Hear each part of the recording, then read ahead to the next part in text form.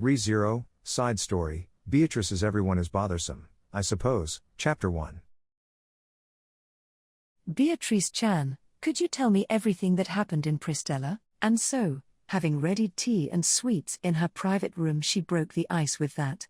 So it indeed came to this, saying that Beatrice made a twisted face. In front of Beatrice's twisted face, sat Petra holding a teacup with a serious face. This is her personal room in the mansion where, tonight, Beatrice had been invited to Petra's room for the purpose of a sleepover.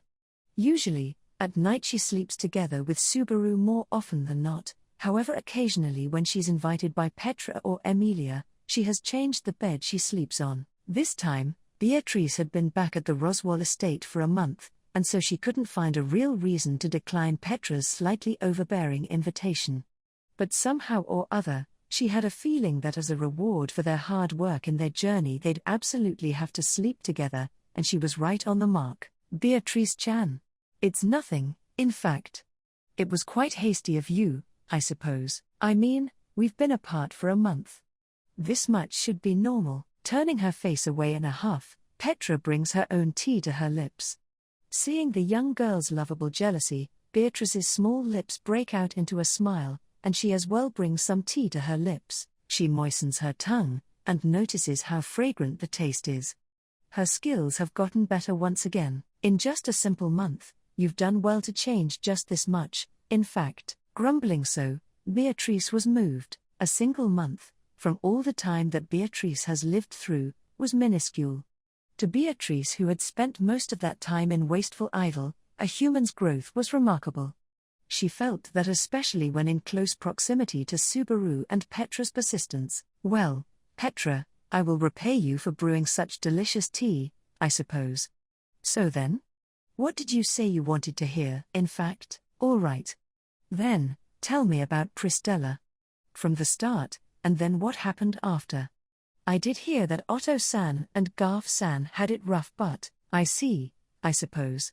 Subaru is really quick to try to hide his own troubles. In fact, having guessed the source of Petra's worries, Beatrice also agreed. After the havoc in Pristella, Beatrice and the others were in the middle of their journey to the Auguria Dunes at the easternmost edge of Lagunica to visit the sage, seeking a solution to their problems. On the way, having returned to the Roswell estate, they gave them a letter. In there, the details of Pristella were not outlined. Of course, Subaru wouldn't be so stupidly honest as to write everything that happened himself and worry Petra and the others. It was because she knew that she was worried. Unsaid and unheard, it goes unknown. And should Subaru want it that way, no matter what absurd, impossible, reckless actions he'd take, Beatrice wouldn't know. That's why she treasures Subaru. He needs to know how important he is to the people he treasures. Because she understands that feeling, Beatrice relentlessly spilled everything about the events in Pristella. What happened to Subaru, how much he did for the sake of that city, and how he overexerted himself. And, while listening to the stories, Petra, who had turned pale and red as she swung from joy to sorrow, said this in the end. Okay. And then, what happened to Beatrice-chan? Betty, that's right. I mean, I know Subaru had it really rough, but if Beatrice-chan was with him, he should have worked harder to reunite with her, right? But even then, Beatrice-chan never came up. I was just wondering what happened. That's that's. Having that interjection right at the end of her well-told story, Beatrice was lost for words. Meanwhile, Petra's wide eyes caught onto Beatrice, keeping her from escaping that question she just posed. Petra's questioning was a rude awakening to Beatrice of her own cowardice, which she reflected on. In reality, Beatrice believed her own work in Pristella to be worth 0 points. She couldn't be by her partner Subaru's side at a crucial time. Emilia and Otto, and Garfield's family too, had been all thrown into danger.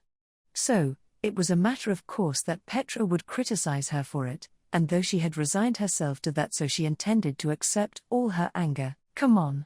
That's not it. I'm not angry at what Beatrice-chan did. It's because of Subaru, who forced Beatrice-chan to do the absurd even after you got together. Being rebuked by the red-faced Petra, Beatrice's round eyes blinked in surprise. Then, Petra gave a great sigh at Beatrice, who was making a face like she didn't understand what was said to her. You know, Beatrice-chan, using a lot of magic and falling asleep for a long time. Fighting a really dangerous person together with Otto. From those, it wasn't just Subaru who had it rough, but Beatrice-chan too. I'm also worried. Worried? You mean for Betty, I suppose. That's what I've been saying. Beatrice-chan, you have no self-awareness. Being told something unexpected. Beatrice was pointing at herself while Petra was indignant at her. She shook her auburn hair, puffed her cheeks and glared at Beatrice. Lately, Beatrice-chan is just like Subaru. I understand you wanting to imitate him since you're always with him, but imitating Subaru is dangerous. You know that, right? That jab came from a completely unexpected angle. In fact, having intended to sympathize with her regarding Subaru's bad habits, Beatrice was aghast, having had that crossover to worrying about herself. And at the same time, it was the truth that she considered it embarrassing that Petra's worry was directed at her. But, beyond that, Betty is worried that if you keep worrying about everything around you, you'll be too exhausted to properly sleep, I suppose. Then stop making me worry. Geez. Come on, come over here. Let's sleep together. Don't leave my side tonight. Gee, got it. In fact, Petra's passion exploded. Beatrice did as she was told while being overpowered. They cleaned the tea up, ate the snacks, and having finished brushing their teeth, she headed to bed with Petra. While wrapped up together in the sheet, Petra held the hand of Beatrice, who was laying on her side. Glancing at her, she gave a coy, Beatrice-chan's hand. It's so small and cute. All right then, don't you get too full of yourself just because you grew a little in this 1 month, I suppose. If you're going to tease me like this, then I won't sleep with you anymore. In fact, don't say that. But, I can't help the fact that I'm growing. Because I too, will grow big and pretty, like Big Sis Frederica and Big Sis Emilia, the drowsy Petra, who was lowering her voice. The fact that she didn't include Ram in her envisioning of the future, Beatrice didn't interject with the many reasons that could be for. In any case, geez Petra, you're such a worrywart, I suppose. I think Beatrice-chan also has that side to her. And so, exchanging smiles within the same bed, the girls fell to a slumber. Chapter 2. Night. Beatrice, having remembered the dryness in her throat, quietly slips from the beddings, and exits the room. Within the dark halls of the mansion, Beatrice touches her own pale throat, as she walks stepping on the rug. Even she herself thought it odd that she remembered her throat was dry. Beatrice is a spirit, one who needs neither food, nor drink.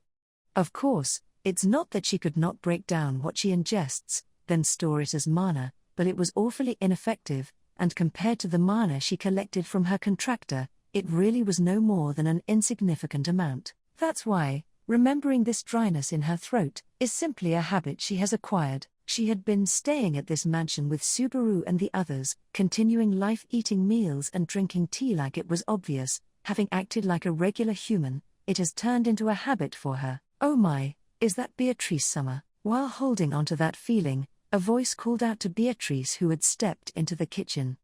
Beatrice's eyebrows twitched up at the figure of this unintended previous visitor. At the back of the tidy, well-kept kitchen, the one who turned around was the maid with long blonde hair, Frederica. She was out of her usual maidservant clothing. She stood there, a nightgown wrapped around her graceful figure. Frederica, it's not good to be up so late. In fact, you'll stunt your growth, I suppose. You need not worry on that front. For in my case, I don't wish for any further height. Rather, I even think I'd like to try shrinking a little. There are all kinds of people. At Beatrice, who was still ruminating on the exchange she had with Petra a few minutes ago, Frederica tilted her neck with a question mark over her. So she responded, never mind, I suppose, to her. Betty's throat was parched. In fact, I'll be taking 1 glass of water, I suppose. In that case, would you like to accompany me, Beatrice Summer? Saying that, Frederica pointed out the existence of a pot placed atop the kitchen fire. A bubbling noise coming from the boiling contents of the pot made a slightly warm and sweet fragrance waft around. What is that? It's boiled strawberry, Dissolving this into tea makes a very sweet drink. This is something I learned from Subaru-sama. It is called Roshan tea. Subaru did. In front of Beatrice, who was impressed, Frederica was briskly preparing their shares of tea. Slowly she lowered a spoonful of the strawberry boiled in the pot into the tea. Here, have some, Beatrice-sama. It is quite sweet and delicious. Since you've gone to such lengths, I will have some, in fact. But still, I heard from Petra, I suppose, that Frederica occasionally ate sweet things in secret. I'm a little moved that I came across that right away. In fact, Beatrice-sama, cheeks turning red, Frederica got embarrassed at what Beatrice pointed out. Her cheeks loosening at that response, Beatrice mouthed out, Roshan tea. Atop her tongue, the soft-boiled jamu dissolved lightly, tasting that her gaze slackened absent-mindedly. Certainly, it's delicious, I suppose. As expected of Subaru's selection, in fact, yes, truly. Subaru is quite knowledgeable. I've also been surprised to no end, but said however, I try to be careful not to make it too sweet. Similarly Frederica, while she had her mouth to the tea, grumbled while agreeing with Beatrice. That somewhat earnest surprise made Beatrice narrow her eyes. Frederica gripped the cup with the slender fingers of her hands. When out of her maidservant clothing, her usual air of a can-do, graceful maid was toned down, she looked slightly unreliable, and rapt by anxiety. I have heard what happened to Garth and Otto-sama. The events at the Watergate City, how horrible they must have been. I can imagine a part of that, especially because of that, I think. Imagine what, I suppose, how much peril Emilia-sama and Subaru-sama must have been in. Lowering the tone of her voice, Frederica met her gaze with Beatrice's. Her beautiful verdant eyes, they were just like the eyes of her brother Garfield. And so, when Beatrice was looked at by those same eyes as Garfield's, she expressed an honest sentiment. Beatrice was weak to those eyes. Those sincere eyes made Beatrice's nature suffer. That her following words correspond to that, Beatrice could imagine so with ease. As far as I have known, Garth was built sturdier than a castle, while Otto's astuteness could not be treated as that of a common man's. That is why, that both of them would suffer such great injuries that they were rendered immobile, is evidence of how important that was. Well, Betty has no objection. In fact, having settled matters, you immediately rush to solve the next issue without break. What's more, your next objective is that questionable land, Auguria Dunes. Your hardships are quite easy to foresee. That is why, Beatrice-sama, I once again ask that you take care of those two. While saying so, Frederica lowered her head deeply. Shutting her eyes at her bow, Beatrice breathed a sweet, warm sigh. Frederica's concerns likely echoed the mansion's, nay, the entire populace of the city of Priestella's feelings as well. Subaru and Emilia, and Anastasia and Julius who were accompanying them as well. The bravery of overcoming the fierce fight at the Watergate City, then immediately jumping onto the next issue, while it was reliable, it also felt horribly dangerous. Somebody has to watch for that. In that regard, Beatrice must indeed display the wisdom that comes with her age. And also, Beatrice-sama, please take care of yourself as well. When she was resolving herself to do it, that one extra sentence struck her by surprise. Beatrice, who was stirring the tea with a long breath, became flustered and returned her gaze to Frederica. So, she engaged those serene verdant eyes. She was weak to those eyes. It was just like she said it was. That's cowardly, I suppose. Well, I'm worrying for Beatrice-sama, and you're calling me cowardly. That's now how I meant it, in fact. Not how I meant. Her words of resistance losing all strength to them, Frederica crooked her neck at Beatrice's feebleness. Simply, that attitude of hers made Beatrice sorrowful.